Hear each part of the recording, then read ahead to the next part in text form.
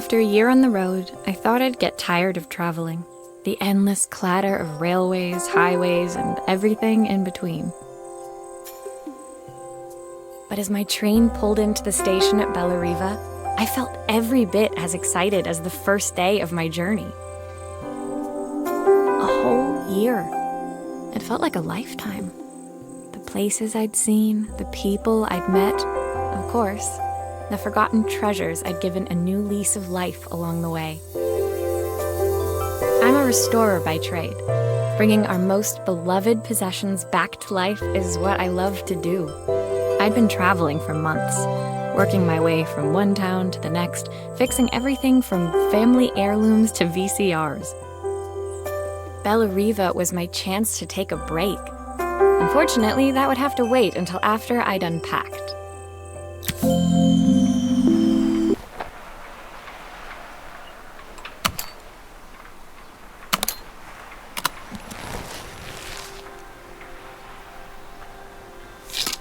I picked up these sunglasses on my last stop. Hopefully I'm cool enough to pull them off. My passport. Not many blank pages left now. My favorite overalls. These will never go out of style. Looking forward to taking more close-ups of my fingers with this.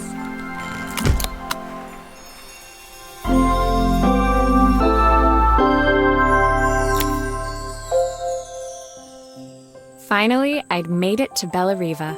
I'd come for the food festival, taking place in a few days' time. After living off TV dinners and instant ramen for the last few months, I was craving a decent meal. Of course, I'd need to earn enough money to pay for it, so I figured I'd head out the next day and find some work. My parents never wanted me to go. They wanted me to stay in their shop and have a simple, stationary life. I knew there was a world out there, beyond the four walls of our antique store, that I had to be a part of. I daydreamed constantly about the weird and wonderful places each of our antiques came from. I loved figuring out their stories, revealing the memories hidden beneath the screws and wires.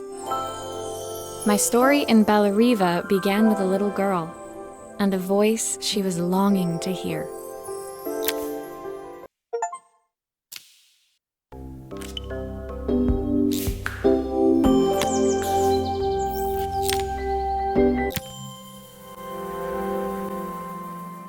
It was my first morning in Bellariva, and I couldn't wait to leave my hotel and explore.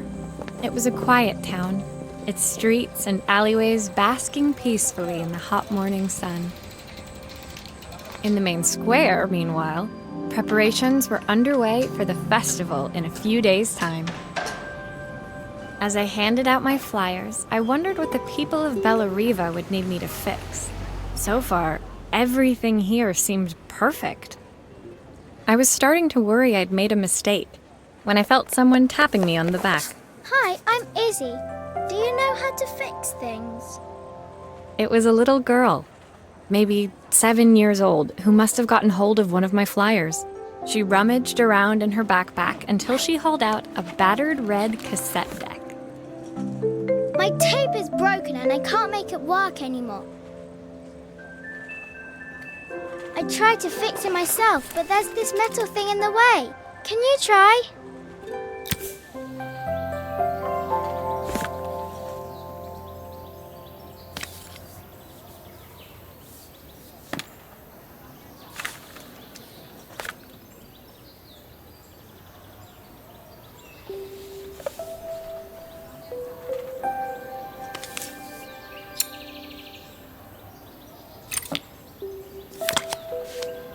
Aha!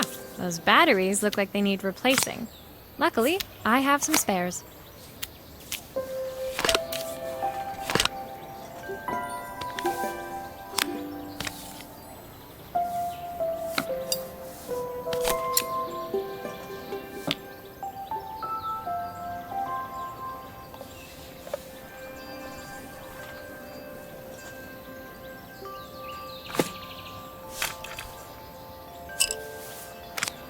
Why did you do that?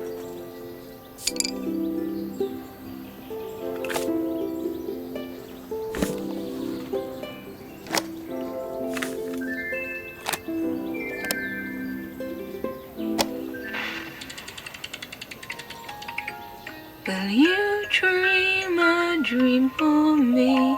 If I sit by your side and hold you so tight, know that I will always love you, even though we both know that we must say goodnight.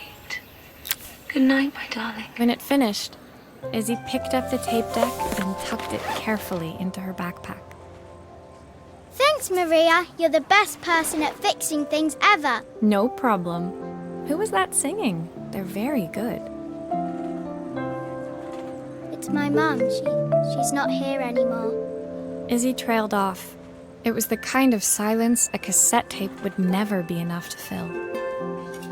When Izzy's friends called for her, she dug deep into her pockets, looking for something to pay me with.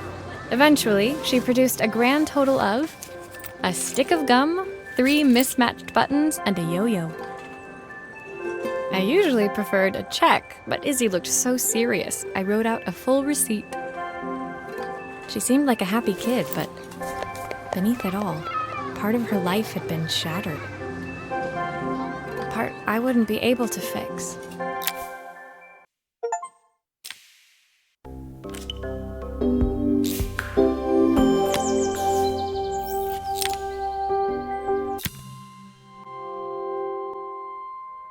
My first repair complete, I spent the rest of the day doing small jobs in and around the square. I was exhausted when I got back to my hotel and found a message asking me to make one more visit. The address led me to a quaint little house, a stone's throw from the beach. Bathed in the evening light, it looked beautiful, in spite of its flaking paintwork and chipped tiles. The front door was opened by a harried-looking man, still dressed from a long day at the office. Are you Maria? My name's Joseph. I'm Isabel's father. I'm so sorry she bothered you this morning. Please, come in. I'd like to settle up properly. On the mantelpiece, I saw the remains of a broken statue. Without thinking, I picked up a fragment. Ah, my father's statue. What's left of it, at least. Yet another way I'd have disappointed him. It survived 100 years in this family. But 5 minutes with Isabel and... Do you think you can salvage it?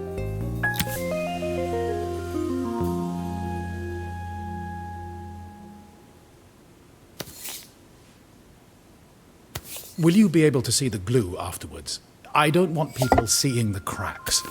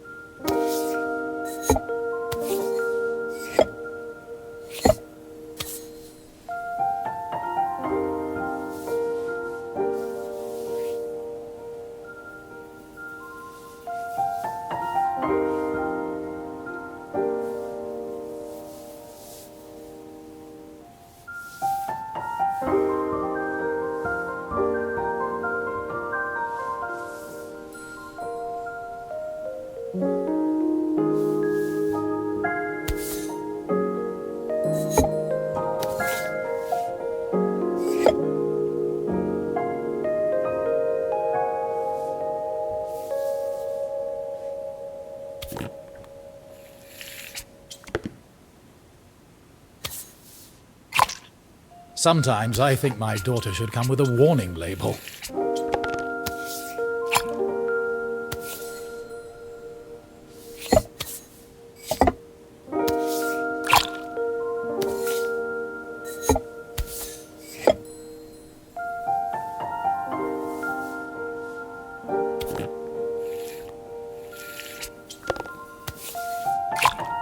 Is this glue really strong enough to hold everything together?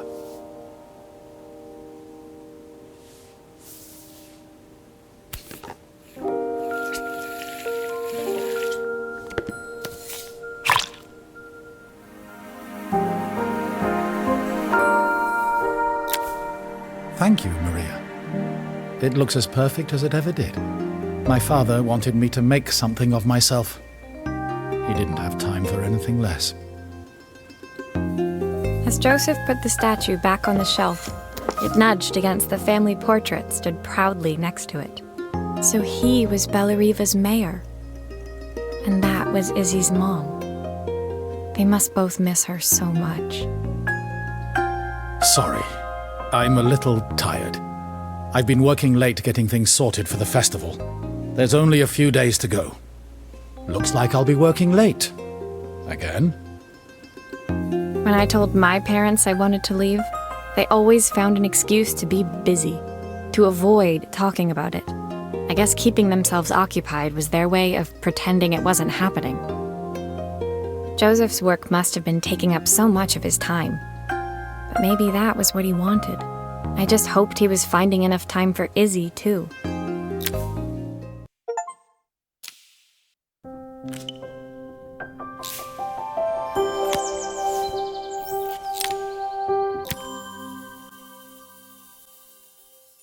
My second day in Bellariva dawned bright and clear. Another beautiful sunny morning. Walking into town, I passed cafes overflowing with customers cradling their morning coffees. I stopped, breathing in the smell of roasted coffee beans and freshly baked pastries. I was about to go inside when the owner of Carmen's, the cafe next door, stopped me. Hello, Maria? Were you here yesterday handing out flyers? I have a job for you. Her place was petite, tucked between its competitors as if hoping they wouldn't notice. Judging by the empty tables inside, though, her potential customers hadn't noticed it either. It's a bit slow today, but we're just getting started. I'm sure it'll pick up soon. As Carmen chatted, she walked over to the counter and returned with an old rotary phone. At least I've got plenty of time to practice my recipe for the festival. It's a new special I've been working on. I was hoping to call my sister for some, seasoning tips, but it won't connect. Can you see if you can figure out what's wrong?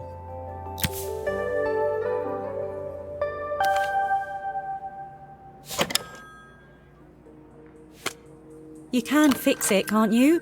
I can't afford to replace it.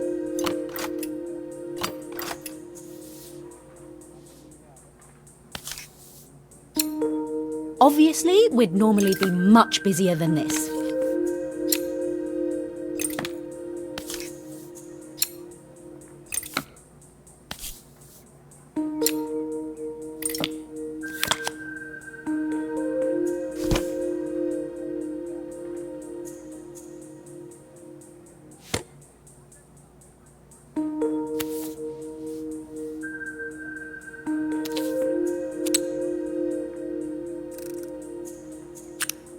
These connections aren't quite right. I should check the wiring.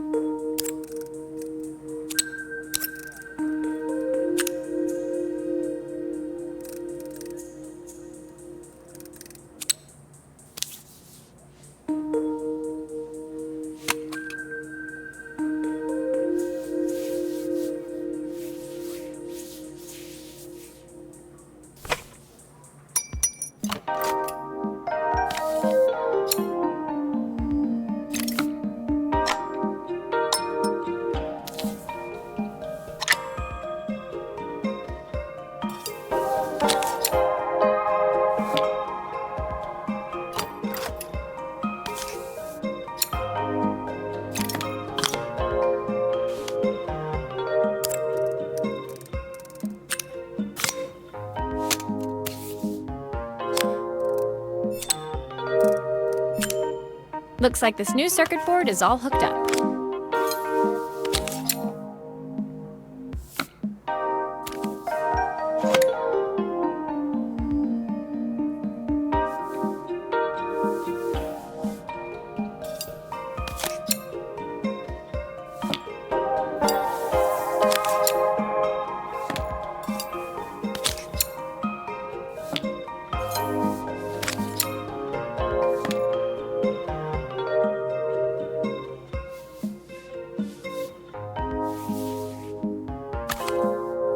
like something is still missing.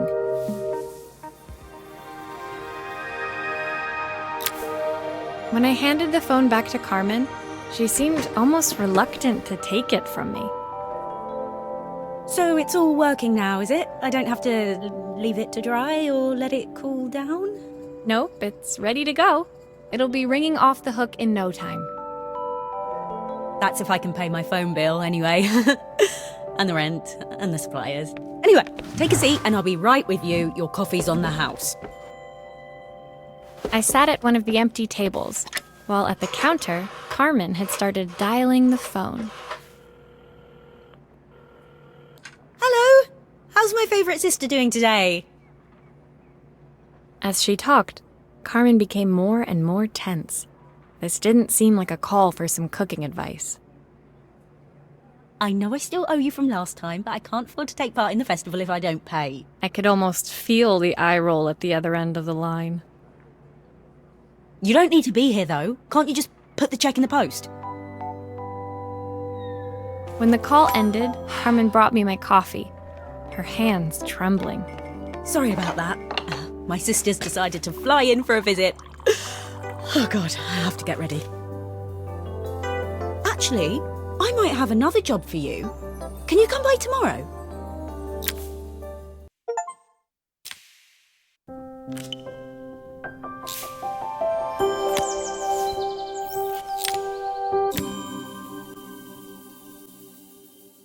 The next day, I'd promised Carmen I'd return to help her get the cafe ready for her sister's arrival. I was about to set out when I received an unexpected call from my hotel's reception desk. Apparently, another guest had asked for me by name. Curious, I took the creaking elevator up to the top floor and made my way to the room number they'd given. I knocked. Are you here about the camera? It's about time. The woman in front of me was immaculate. Not a hair out of place or a crease to be seen. My sister tells me you know how to fix things. I'd usually go to an expert, of course, but in this town... So this was Carmen's sister? The two of them couldn't have been more different. Inside her room, I saw a beautiful reflex camera, any professional photographer's dream. The viewfinder is completely dark. I can't see anything through it at all. I assume you can figure out what's wrong.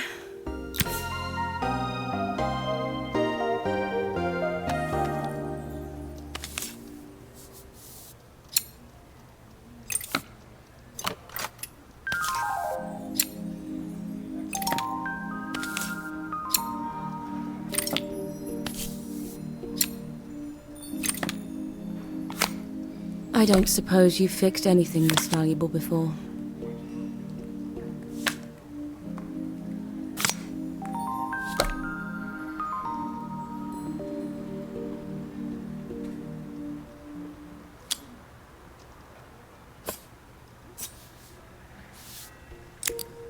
If I used the screwdriver, I could adjust the angle of the mirror.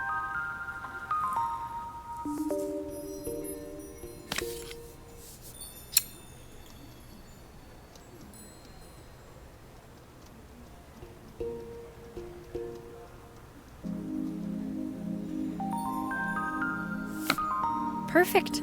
Now the viewfinder should be working.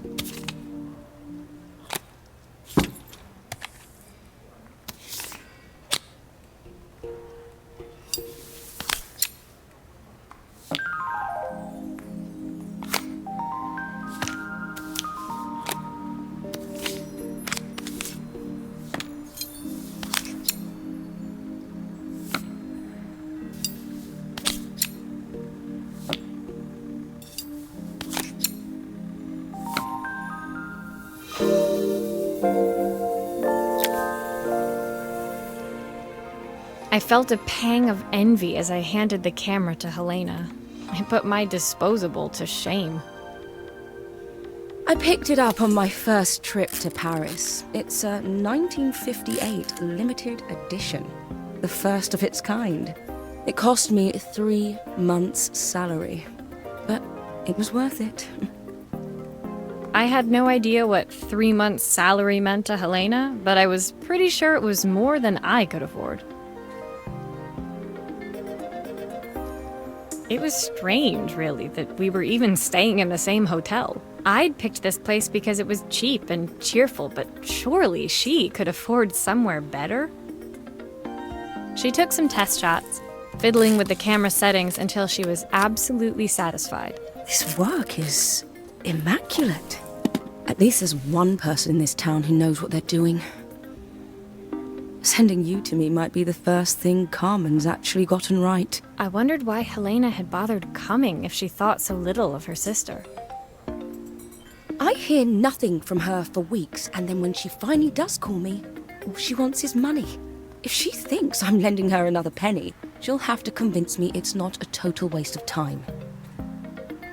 That didn't sound good.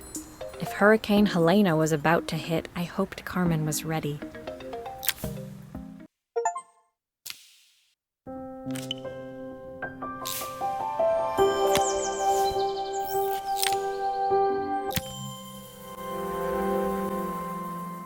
The sun was setting over Bellariva by the time I reached Carmen's cafe. From the outside, it looked as quiet as ever, but inside, I found Carmen cleaning like her life depended on it.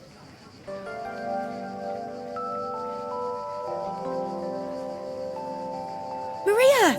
Oh, don't mind all of this. If Helena finds one speck of dust in here, I'll never hear the end of it.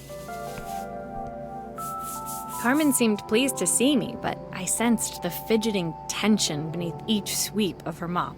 Trying to live up to the standards of someone like Helena seemed like an impossible task. I hope you didn't mind fixing the camera for her. She was furious when it broke.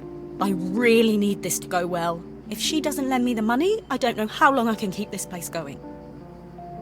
Carmen led me to a back room, where she'd laid out the components of what looked like a neon sign. I had this made when I first opened the cafe, but I'm hopeless with electronics. So there was supposed to be a sign outside. This might explain the lack of customers. I'd like to put it up before Helena gets here. Can you give it a try?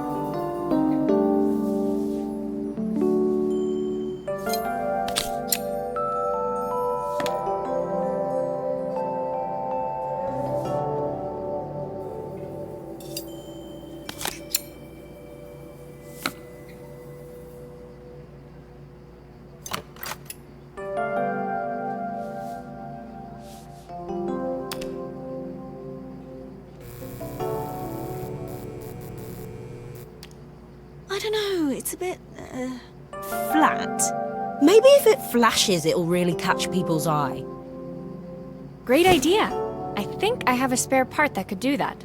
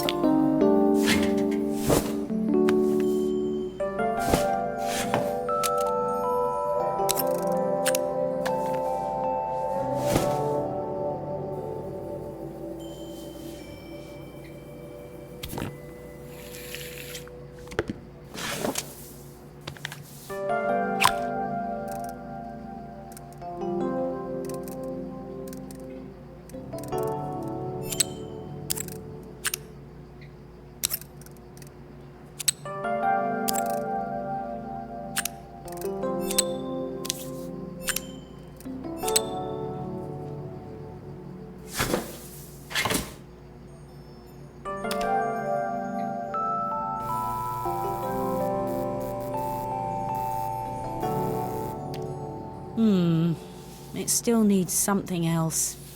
Maybe we can add one of these.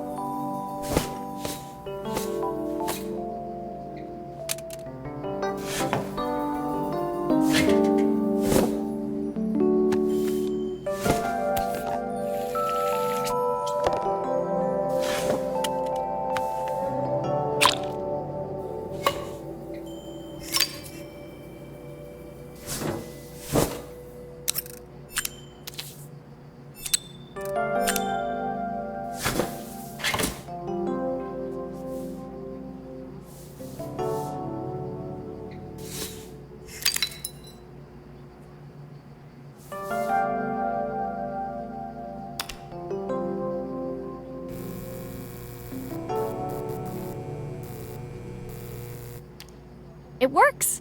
I'll screw everything together again and you'll be set.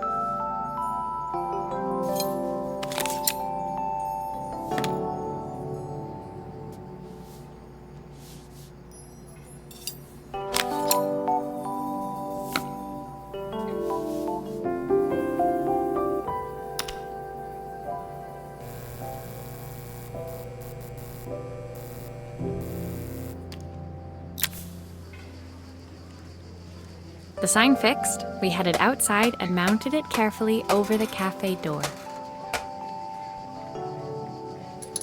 Oh, that's perfect, Maria. It looks just how I imagined it. When I had this sign made, it all seemed so simple. Oh, I can't believe I might have to give it all up. I hope I've done enough. The smile froze on her face as she spotted something over my shoulder. I turned to see. Of course, my sister owns the only cafe in this entire town that isn't actually open. For better or worse, Helena had arrived.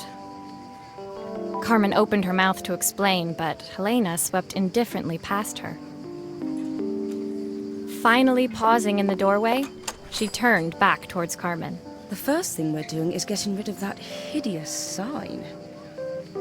And with that, she disappeared inside. I hoped Carmen's chances of saving the cafe hadn't disappeared with her.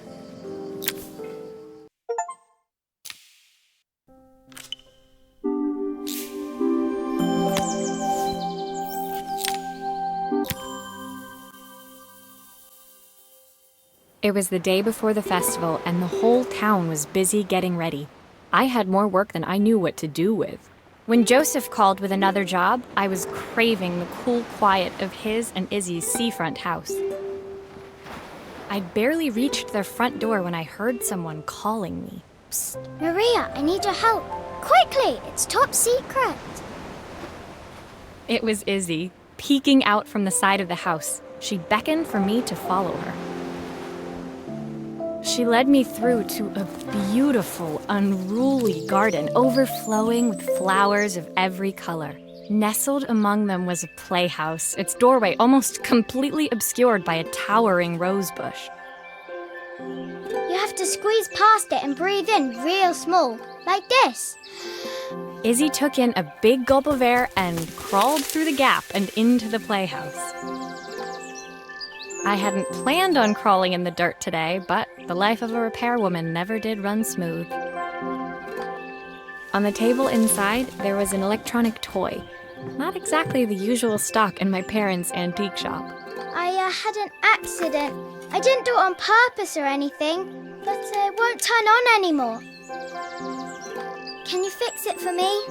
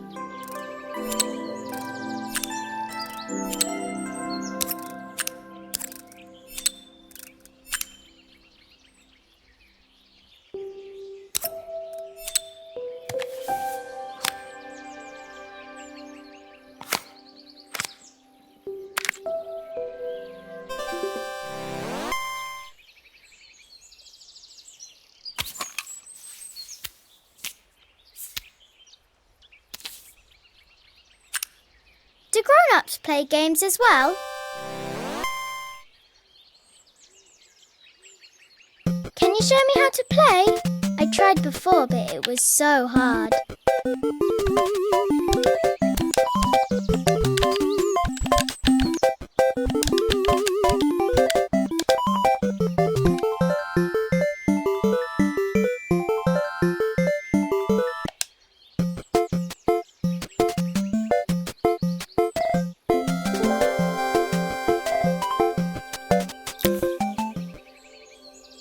Her toy fixed, I watched Izzy retreat into its screen, taking refuge in a 3-inch world of her own.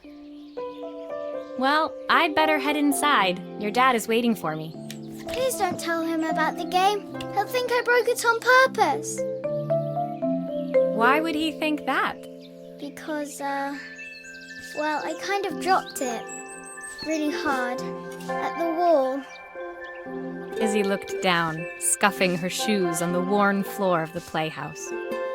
My dad said I have to go to this stupid festival tomorrow and put on a stupid dress, and I don't want to. All he cares about is working. He never wants to see me unless it's for his job. I'm not going. He can't make me.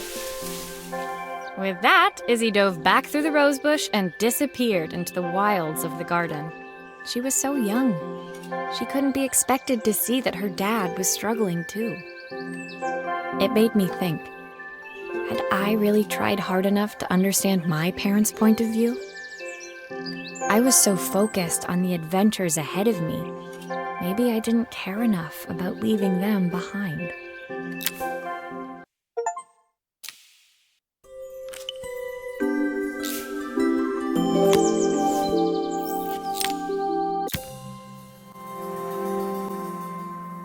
Leaving Izzy hiding in the garden, I walked around to the front of the house and rang the doorbell. It was only then I noticed my favorite overalls covered in grass stains. I scrubbed desperately, but it was too late. Maria, what are you doing? What happened to your clothes? I was, repairing a lawn mower. How unusual. Well, do come in. The job I've got for you is a little more delicate.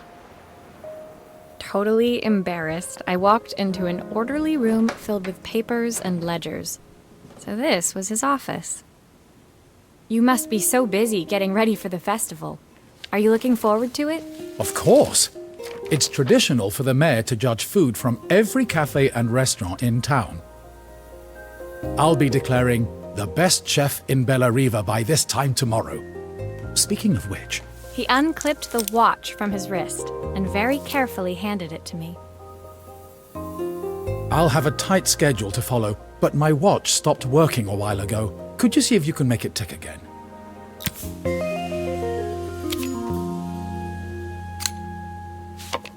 Are you sure it will all fit back together?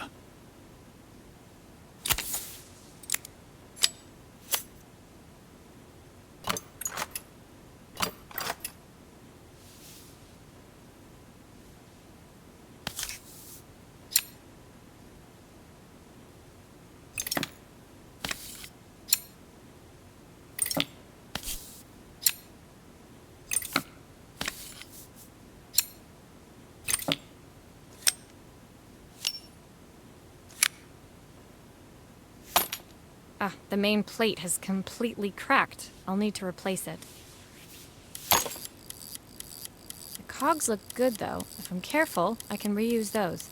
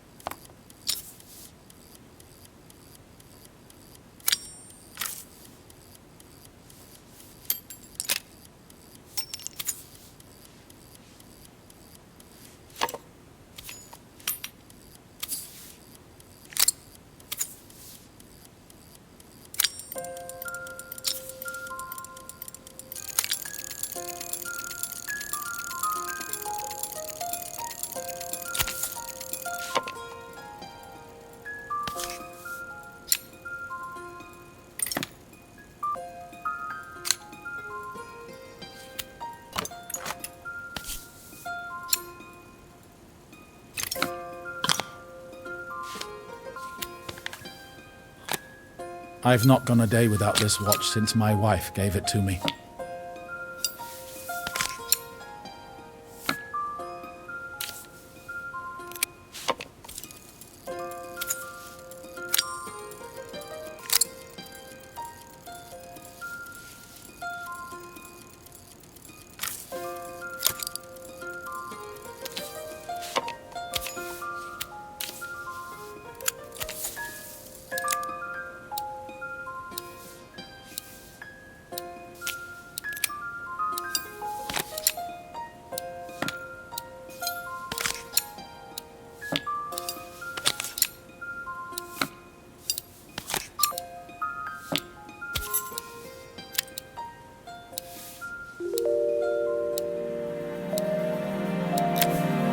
As I handed the watch back to Joseph, my fingers traced over the engraving on the back. I hoped fixing this was one small way I could help him move forward. I can't believe it's working, Maria. Thank you. My wife was a brilliant woman. Feeling this ticking on my wrist, it makes me feel like she's still here. Watches measure minutes and hours like they're infinite. I didn't know we had so little time. Even with Isabel, I barely see her. And when I do, she acts like she hates me. Just then, the phone rang. Even when he was at home, his work was never done. Sorry, Maria. I have to take this. I'll see you at the festival tomorrow. As I left, I turned and saw him pacing the floor of his office, his watch glinting in the afternoon sun.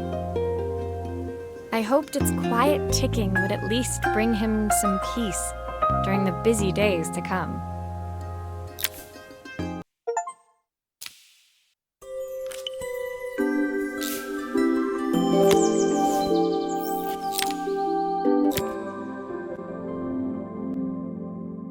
When my last job of the day brought me to Carmen's apartment, the door was opened by someone I didn't expect to see, Helena. Sorry for inflicting this mess on you. Carmen's never seen a knick-knack she doesn't want to buy, apparently. Carmen's apartment was a little chaotic, but totally charming. It was easy to imagine her living in a place like this.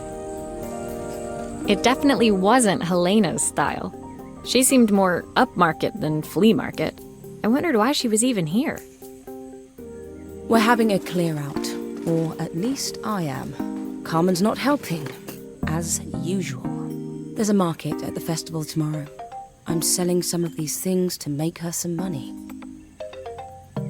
She says she has nothing when there's all this stuff right under her nose. Helena stepped delicately past the items on the floor and reached down to pick up one from the pile. Look at this slide projector. Our parents treasured it, but Carmen treats it like a piece of junk. Can you take a look?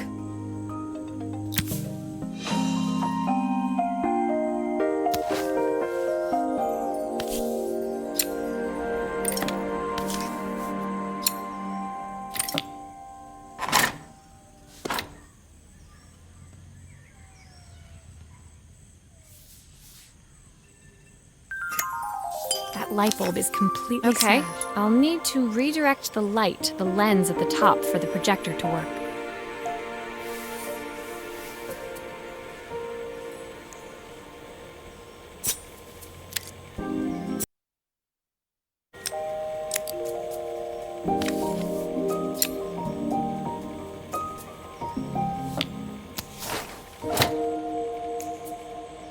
I was so excited when I moved to the city.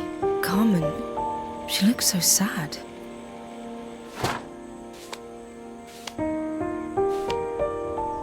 Here's the clicker you'll need to attach.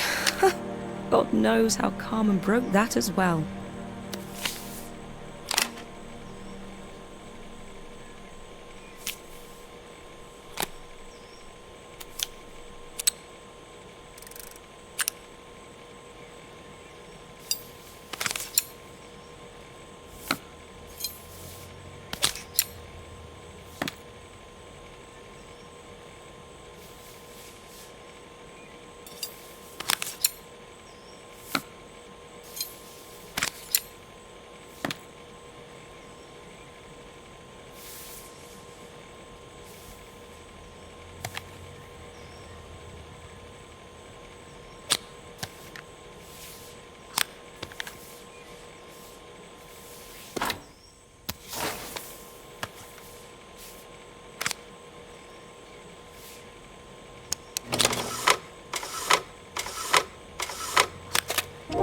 When we were younger, Carmen was always following me around.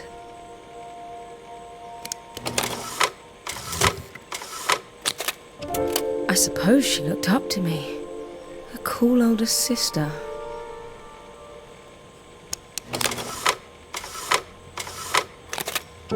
She used to ask me when I was coming home, but I was always too busy. Helena was transfixed, staring at the two young sisters the projector had brought glaringly into focus. I never meant to let her down. But you haven't, have you? You came all this way just to help with the cafe. Plus the money. That's the problem. There is no money. I lost my job a few months ago. My savings are almost gone. I have nothing. Carmen thinks I'll throw my checkbook at her bad decisions and make them okay. But I can't. Not this time. You know, the funny thing is, I came here wanting to tell her the truth. But she's so infuriating. How can I ask her for help when all she cares about is herself?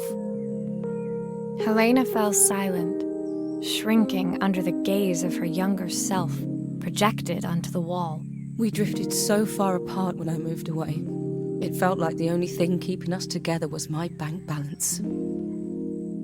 I know I have to tell her the truth. It isn't fair. but I already lost everything else. What if I lose her too?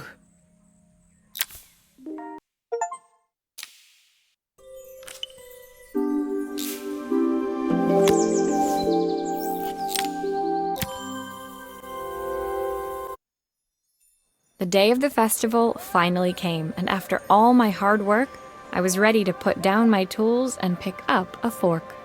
The smell as I entered the main square was incredible.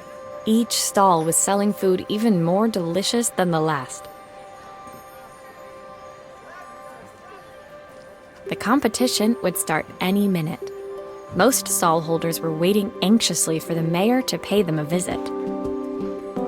All of them, that was, except Carmen, who was still frantically chopping vegetables and stirring pots. Maria! Thank God you're here. Can I ask you the world's biggest favour? Helena was supposed to help me run the stall today, but she never turned up. Probably too ashamed to show her face. I can't believe she lied to me. Carmen was stirring so furiously she was in danger of tipping the pot over altogether. The mayor will be here any minute for the judging, but I'm almost out of my special. She wasn't really going to ask me, was she? Not on my day off. I have a stove ready to build and everything. Can you set it up and make me a spare batch?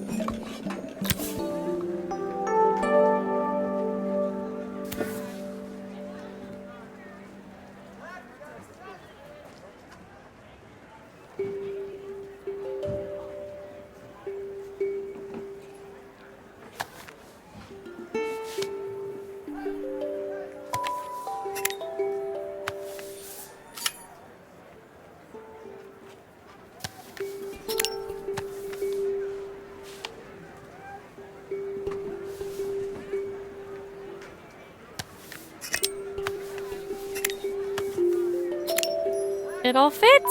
Now to light the gas.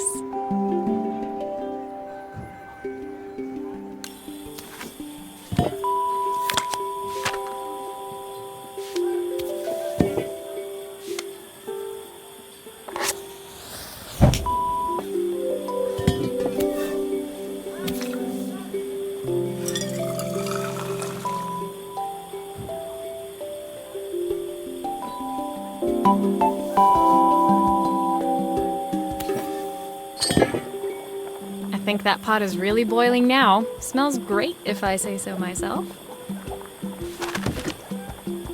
Here are the ingredients that Carmen's given me. What to add first?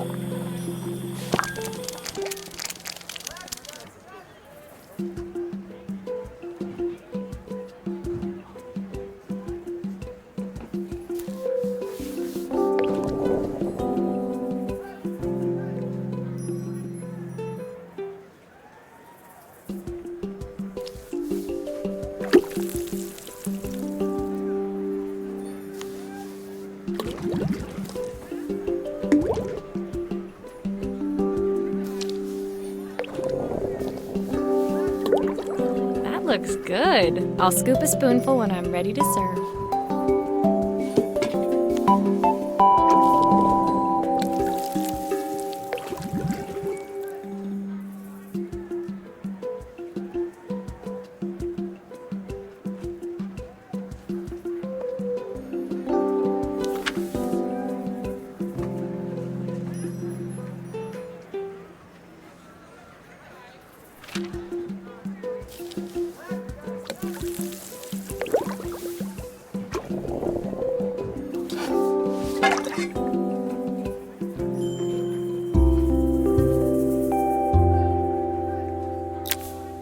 My part done, Carmen took over and added the finishing touches.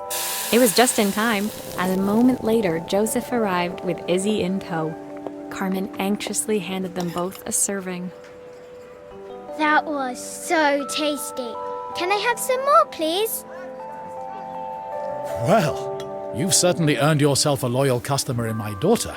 We have a few more meals to taste, but so far you are one of the best. Good luck. Joseph and Izzy looked so happy together. Maybe the festival was doing them some good after all. Carmen, on the other hand, seemed annoyed. But Why, when it had all gone so well? I wish Helena was here to see this. She's so convinced I'll never succeed at anything. She wants what's best for you. She's just not very tactful about it. Yes, I know. Even when I was a kid, she pushed me when no one else did. I just wish she hadn't lied to me. But then, I've asked so much of her over the years. I never stopped to think how much she actually had to give.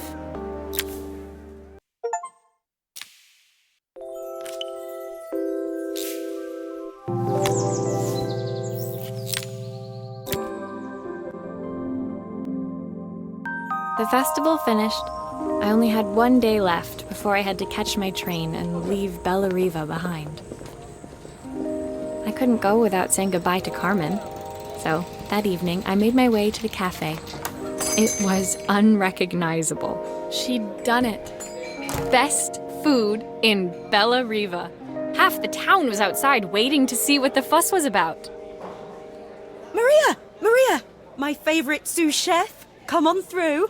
It was Carmen, acting every inch the successful cafe owner she deserved to be. Even Helena was there, serving the coffees. This was the last place I expected to see her after yesterday's drama.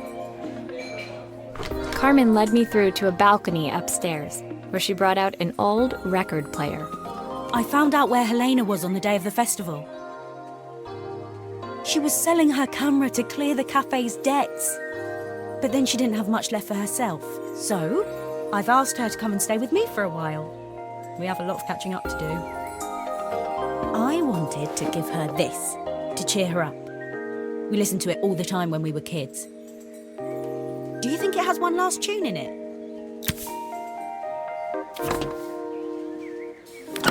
Okay, let's see what happens when we turn this on.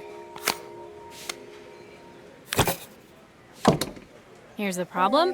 This wiring isn't connected properly.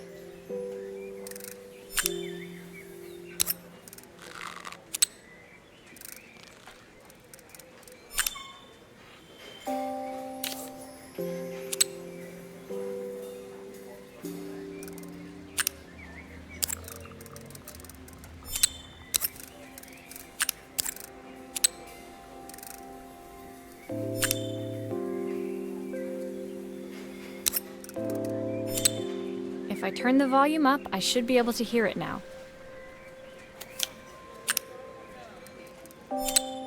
I think that should do it. This record should play beautifully.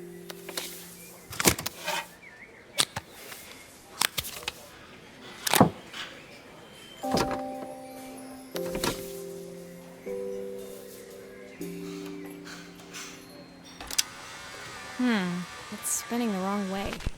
How can I get it to play in the right direction? It must be to do with the motor. Let's see if one of these spares can turn things around.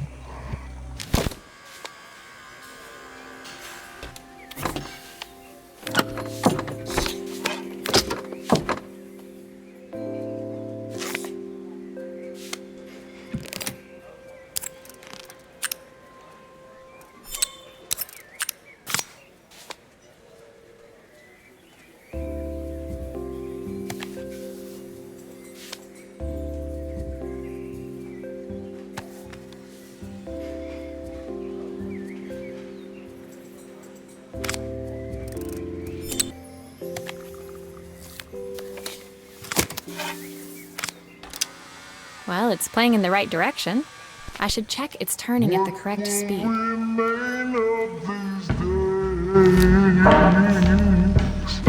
The sweetest words I've ever heard. What will remain of the smiles, the ones that stole?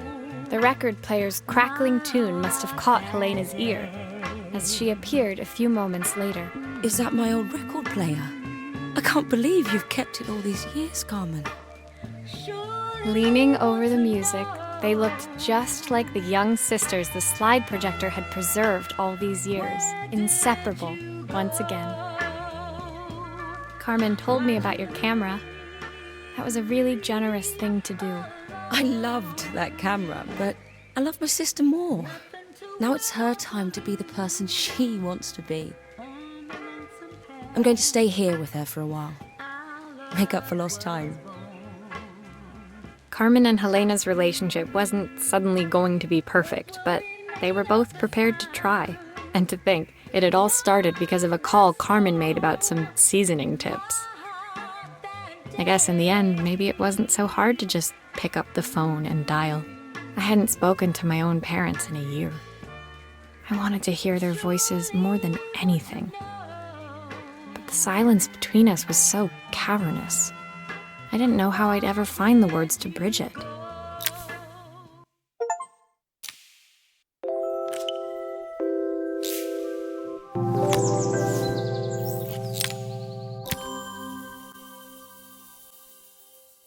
My final morning in Bella Riva, I received one last call out to Joseph and Izzy's house. I knew I had to pack, but I figured I could squeeze in one final job before I had to leave. When I arrived, I found Joseph tidying up his wilderness of a garden. The playhouse was already cleared. Inside, I could see Izzy happily testing out her screw-driving skills on the back of her cassette deck.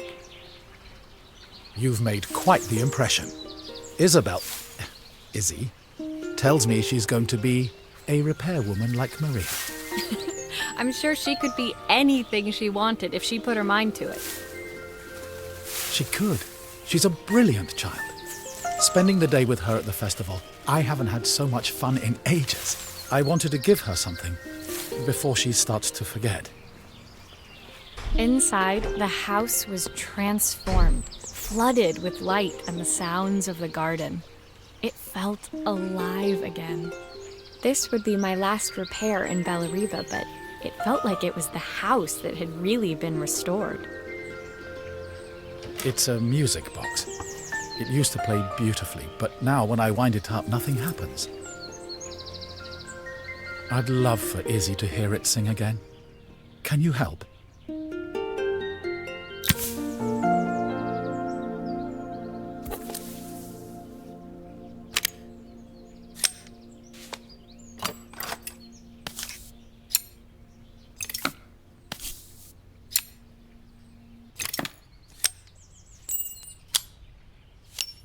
Maria, could you add this family picture of us?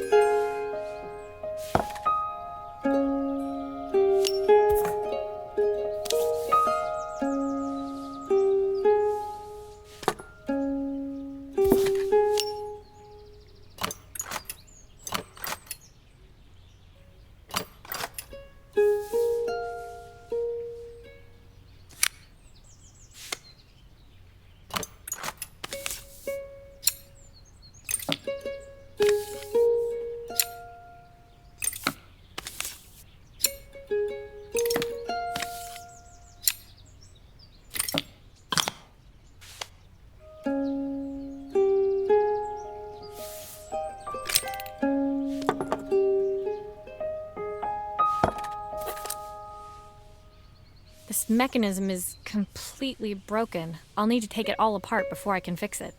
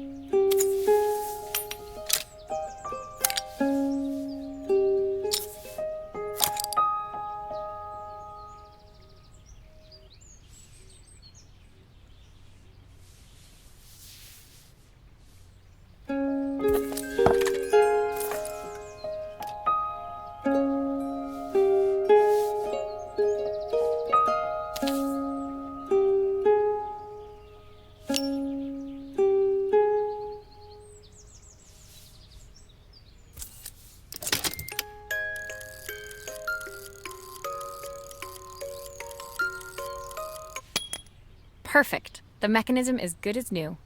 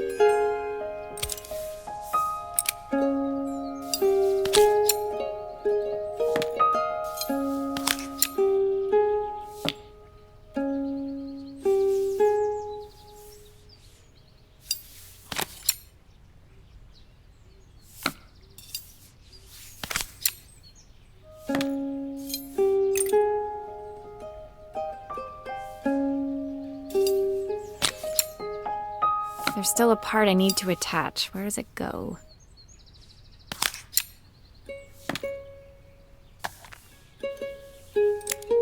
I think that's everything back together again. I should play it to make sure.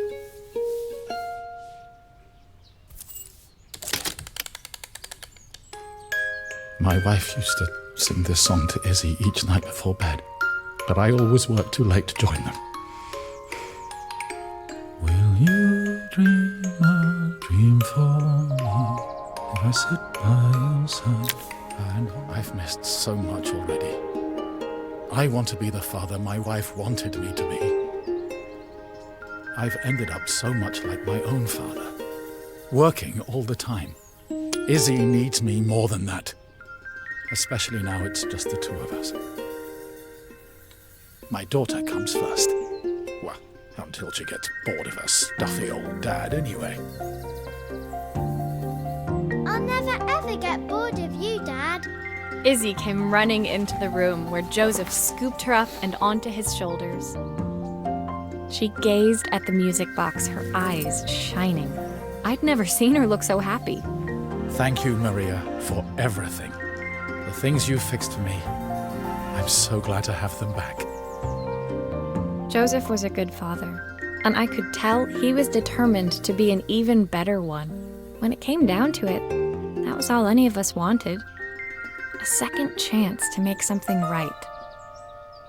My time in Bellariva was almost over, but before I left, I knew there was something of my own I needed to fix.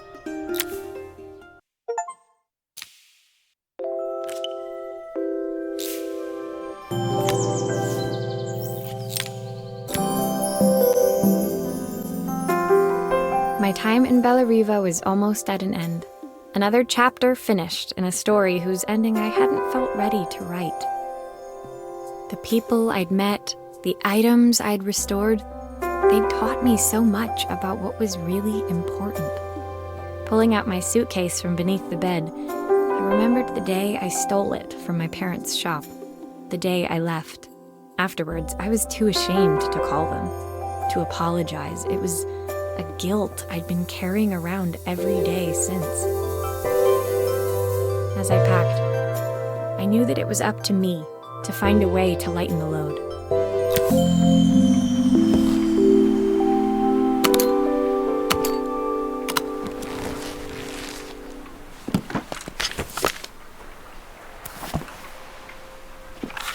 Joseph's idea of light reading for the train. It does look thorough. My parents would love Bellariva. Maybe I can convince them to make the trip. My train ticket. I can't believe it's time to leave Bellariva behind. Izzy gave me this in exchange for my repair manual. She'll be a pro in no time. Helena gave me these designer shirts. Not sure I'll pull them off as well as she does. My suitcase was full, but it was my heart that felt heavy as I made my way to the station. I was sorry to be leaving Bellariva behind, but I hoped that in my own small way I'd made a difference. Helena and Carmen's reunion was possible because they'd learned to overcome their differences.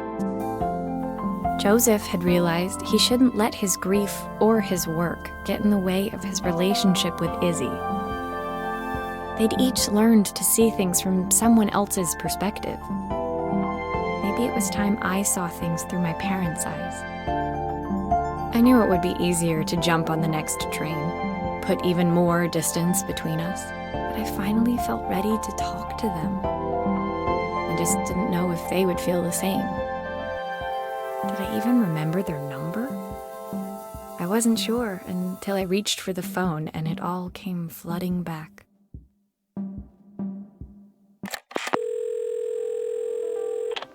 Mom? Dad? Maria? Is that you?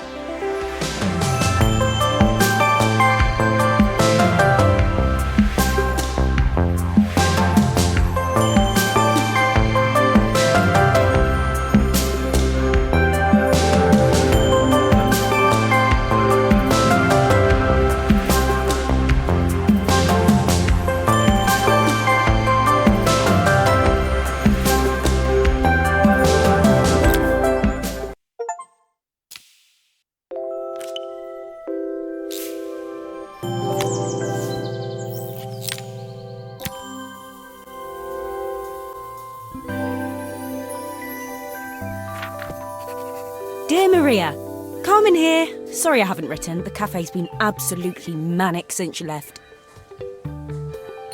Luckily, I have Helena here to help. You wouldn't recognise her. She's like a new woman. She's always running round, taking orders and making drinks. I even heard her compliment a customer on their outfit. Personally, I draw the line at fluorescent green bowling shirts, but each to their own. It certainly made the customer smile. She misses the city, though. Bellariva's many things, but it's definitely not as chic as she'd like. She said there was a coffee shop near her old apartment where they made coffee with a shape drawn on top. It got me thinking, I'm an award-winning chef. I can figure out how to put a leaf on a cappuccino. A bit of cosmopolitan coffee might be just what Helena needs. Of course, ordering a new coffee machine was the easy part. I wish you could have seen the mess I got into trying to put the thing together.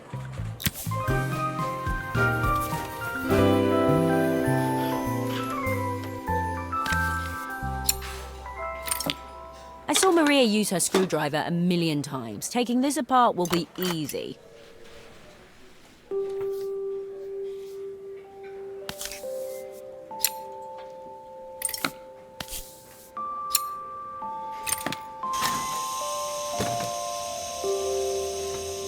These pipes look pretty simple.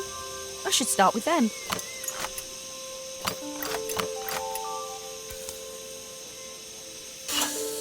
How can there be so much steam? Ugh, I'm getting soaked. I'll need to connect all the pipes correctly to stop the steam pouring out.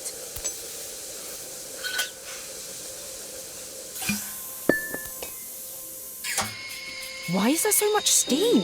That can't be right.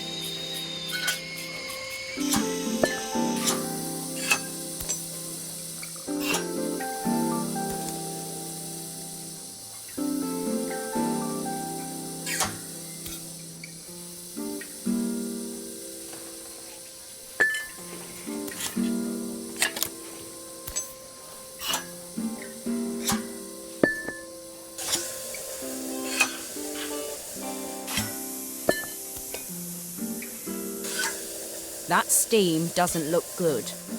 There must be something wrong with the pipes.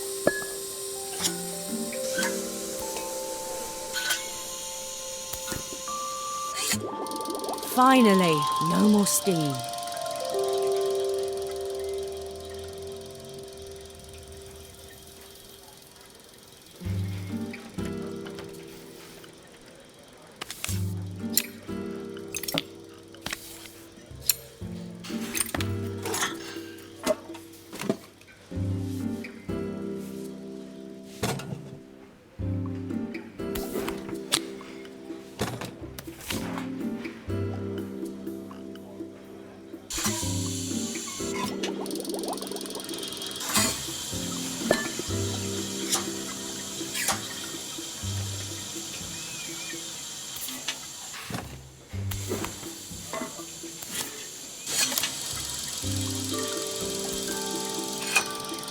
Finally, no more steam.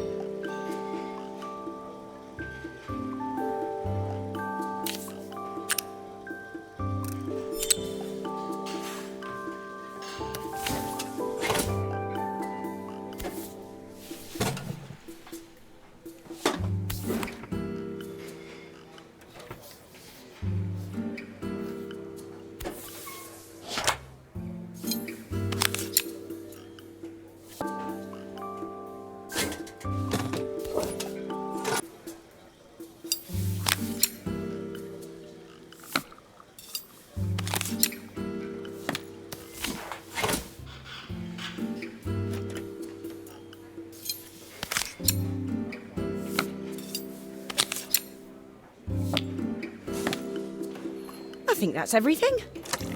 Better test the buttons, just to make sure.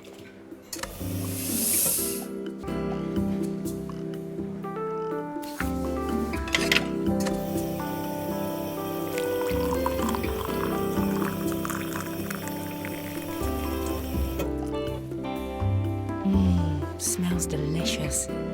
Now to make it look magical.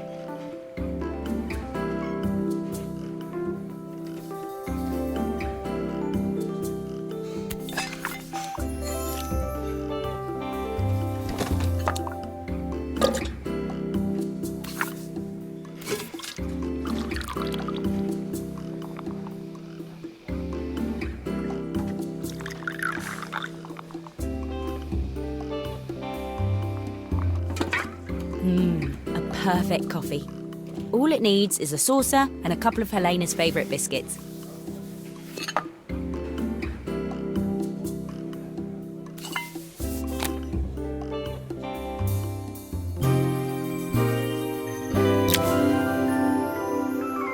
I was feeling more has-been than coffee queen by the time I'd made a drink fit for human consumption.